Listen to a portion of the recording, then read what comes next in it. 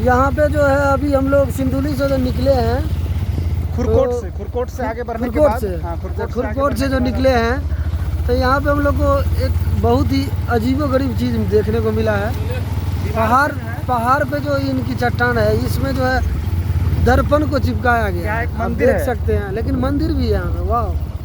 हमको लगता है कुछ मन्नत होगा, जिस प्रकार से जो है लोग उसकी आराधना में, चाहे उनका कुछ कोबला वगैरह जैसे मैथिली में बोलते हैं, मन्नतें होते हैं, हाँ हिंदी में समझिए, उस रूप से अपना अपना नाम लिख के दर्पण पे लगाया हुआ है।